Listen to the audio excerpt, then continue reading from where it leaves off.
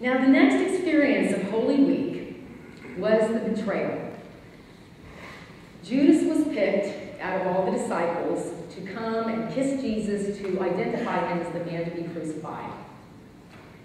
This was a man that Jesus had traveled with, loved, felt was his brother. And this was the man that came and betrayed Jesus. And Judas has had a really bad rap for being the betrayer. But it has been written, and I'd like for us to be with the idea today that perhaps Judas loved Jesus the most. Perhaps the things and the people or the events in your life that feel like they betray you allow you to live that divine purpose for which you were born.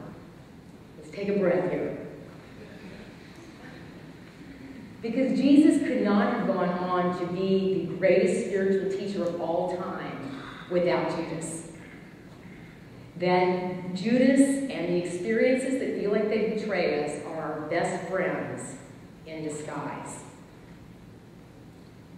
Now, we can feel betrayed by partners, by co-workers, by friends, by institutions.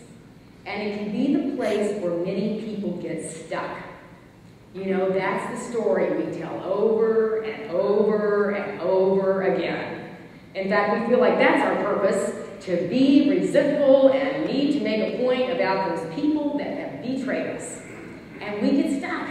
And we don't go on to our experience of dying to our old self and to resurrection. Because we stay right there in betrayal. This is what I'm about, and you should hear this story. This is my illness. This is my problem with my spouse. This is my problem with my friend. The world is a difficult place to live, and let me tell you why. Because we don't get the blessing in betrayal. Many of us have experienced just recently a feeling of betrayal, perhaps by our economic system. A feeling of this was how it's going to be, this is my life, this is what I've done, this is my identity, this is how I'm living for the rest of my life, and it's all set. And we've had some shifts. And we've had to go deeper into who we are to find that Christ nature and to know that our prosperity and our abundance is not about what is outside of us. And I will tell you, as the human species on this planet, that is how we've identified ourselves, is by what's going on outside of us in many cases, and we miss the blessing.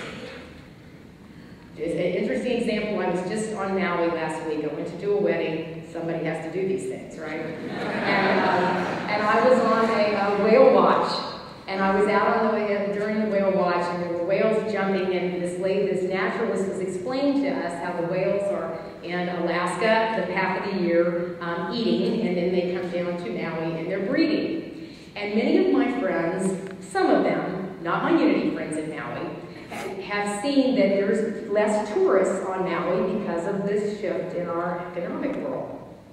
But as we were going along, she was talking about all the whales in Maui. I thought, I bet you there's just as many whales here in Maui. I bet you they haven't been affected by this economic problem at all.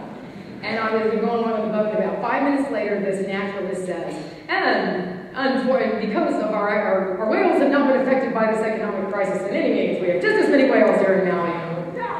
We're all in this together, I get this. And it was such a nice, light feeling of, you know, we have chosen to feel somehow different about ourselves because of this shift in our economy. But that abundance, remember y'all said, who wants to be a millionaire? And everybody's yes.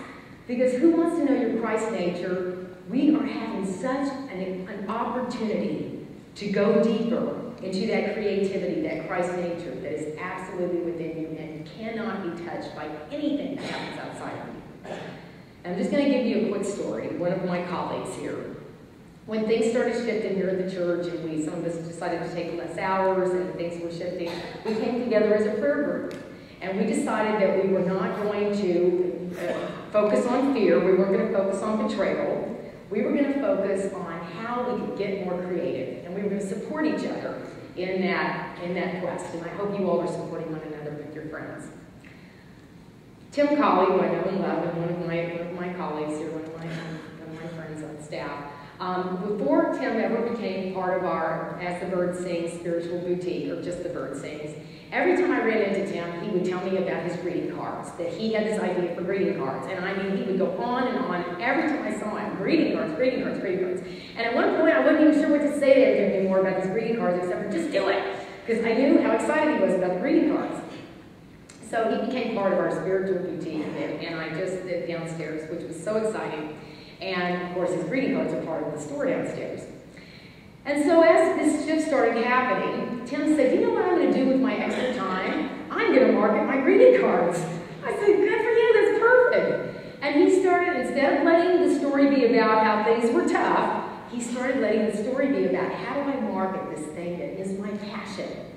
And he started talking to other Unity ministers and other Unity churches, talking about other bookstores.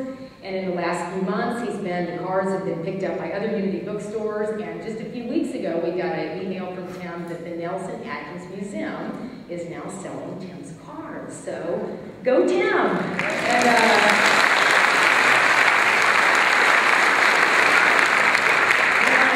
So do we want to be a millionaire? Do we want to let that Christ nature be shown to us? Because it's in there, friends. It's in there, and this experience of finding the blessing in betrayal is how we get to expand bigger and be the spiritual leader that we were born to be. And Jesus taught us that. Jesus walked through that.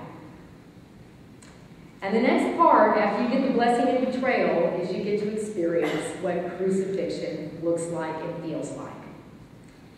Now, crucifixion has also been very misunderstood. I know in my church of origin, when I would Good Friday, the church was dark, you'd come in, there was a black sheet over the cross, and everybody was really sad. And I didn't quite know what to do. I'd always just sit there, I guess I should just feel sad. And I never really understood the powerful message of crucifixion until I came to Unity. And crucifixion is dying to that old way of seeing the way life is, to allow the new, evolved you to come through.